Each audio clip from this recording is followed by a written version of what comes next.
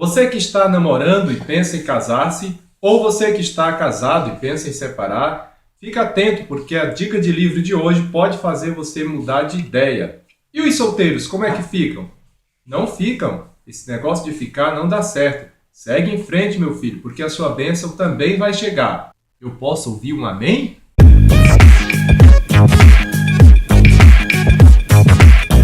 Olá, seja muito bem-vindo ao meu canal e se você chegou aqui por acaso, se inscreve aí e ativa as notificações para que você fique sabendo sempre que subir um vídeo novo, tá bom? E sexta-feira é sempre dia de dicas de livros e literaturas por aqui. E hoje a gente tem uma dica muito romântica. Não, brincadeiras à parte, hoje a gente vai falar sobre casamentos. Eu tenho esse livro aqui, que foi publicado no Brasil pela editora Vida. E ele traz questionamentos interessantes para a vida 2. O tema é casamento. 7 perguntas que você deve fazer antes e depois de casar. A dúvida de muitas pessoas quando vão entrar nesse momento da sua vida é: será que vai dar certo? Será que vai dar conta? Ah, mas e se fizer como fulano de tal? Ah, o meu amigo separou, o meu amigo não deu certo, o meu amigo morava junto, casou e não deu errado.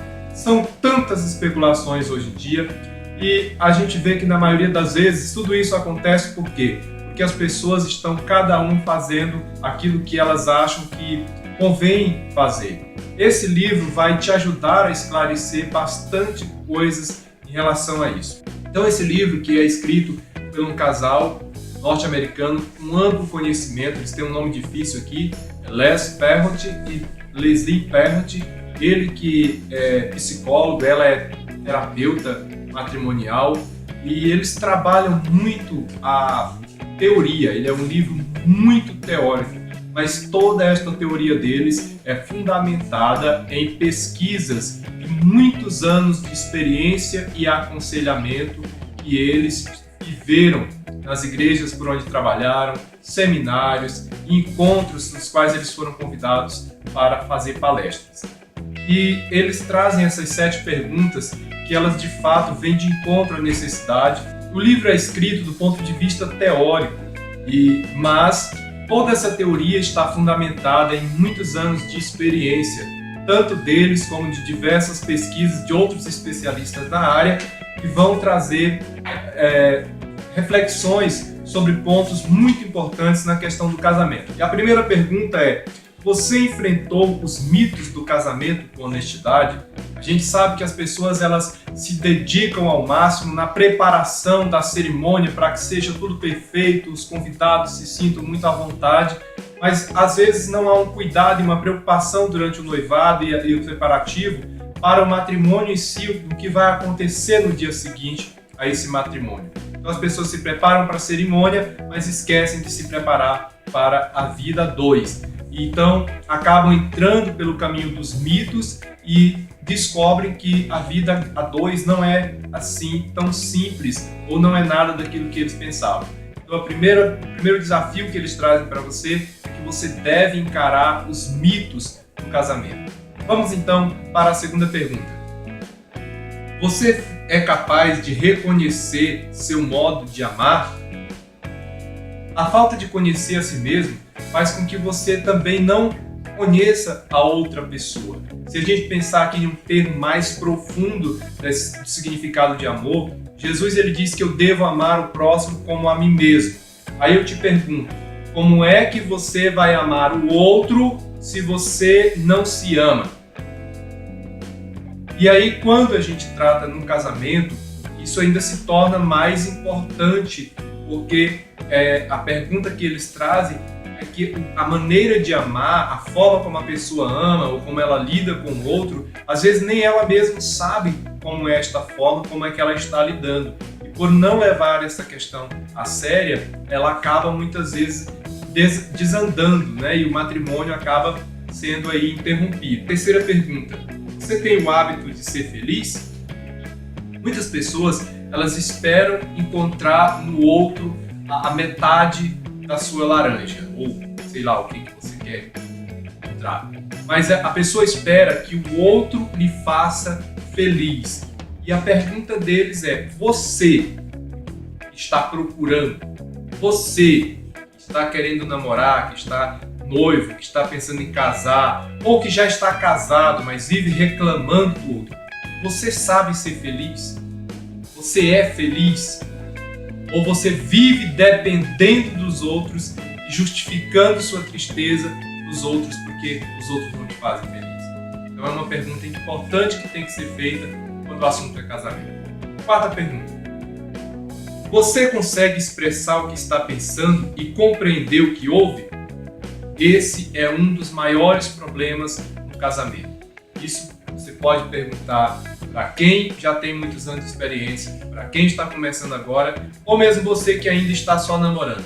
O diálogo é sempre um problema. A tendência é interromper esse diálogo com uma discussão tensa, depois cada um sai para o seu rumo, não resolve o problema e aí as consequências ficam e serão depois cobrados com forma de preço alto. Então você precisa expressar o que está pensando de maneira que o outro compreenda e principalmente você precisa saber ouvir o outro para poder dar certo esse diálogo.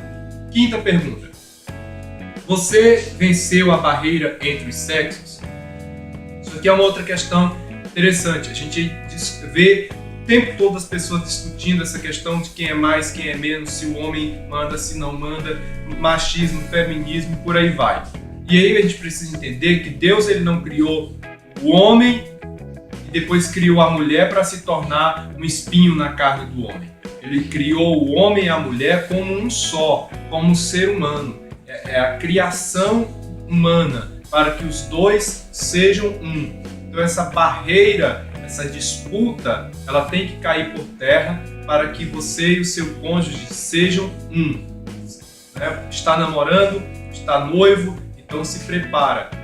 Deixa de lado essa discussão sobre ser mais ou ser menos, sobre o homem saber mais, sobre o homem saber menos, sobre quem consegue fazer mais de uma coisa ao mesmo tempo, quem não consegue. Deixa isso para trás e segue. Cada um sendo aquilo conforme Deus criou e os dois sendo um para viver o propósito e o plano de Deus. Sexta pergunta: você sabe combater o bom combate? Aqui também é um outro caso sério. Os casais, principalmente nesse momento de correria de preparação do casamento, eles estão preocupados com tudo quanto é a vida material. Desde fazer a cerimônia cara e perfeita, depois que casa, para manter o padrão de vida que pensaram sustentar seus filhos ou se preparar para ter filhos e daí por diante. E esquecem do combate espiritual. E aí, como é que fica? Se você não tem vida espiritual, consequentemente não vai ter vida conjugal plena e satisfatória também. E sétima pergunta: vocês são almas gêmeas? Essa é uma expressão que também a gente ouve muito das pessoas e você tem que pensar também até que ponto isso é verdadeiro e até que ponto isso é mito. Que às vezes durante o namoro é aquela identidade, aquela perfeição. E depois que casa, descobre que não tem quase nada a ver um com o outro. Por quê? Porque você estava andando pelos mitos, estava andando pelos pensamentos daquilo que vocês queriam que fosse. Mas quando a gente casa, não é mais aquilo que a gente queria que fosse. É aquilo que é de fato, de verdade, é a realidade. Então, o livro ele é fundamental, tanto para quem está pensando em casar-se, como para os recém-casados. Você que já está há mais tempo casado e de repente até mesmo o seu relacionamento já está desgastado, ele também pode ajudar você, porque você pode deixar de fazer muitas coisas que está fazendo errado, pode passar a fazer de maneira correta. Você pode comprar, por exemplo, para ler com o seu cônjuge, os dois lerem. Você que também é líder de jovens e trabalha na preparação desse grupo de jovens, você que é pastor, que trabalha com casais, o livro é super recomendado, traz muitos recursos que você pode estar trabalhando. É baseado em muitas pesquisas, muitas estatísticas e o de mais importante, é um livro cristão, então traz tudo do ponto de vista cristão. Vai ser uma bênção para ajudar a sua vida, seu casamento e e também seu ministério, você que trabalha de forma ministerial, tá bom? Então, se você gostou da dica, curte, compartilha. Se já leu, comenta aí, deixe aí suas impressões sobre o livro. Um abraço a todos e até a nossa próxima dica de livros e literatura.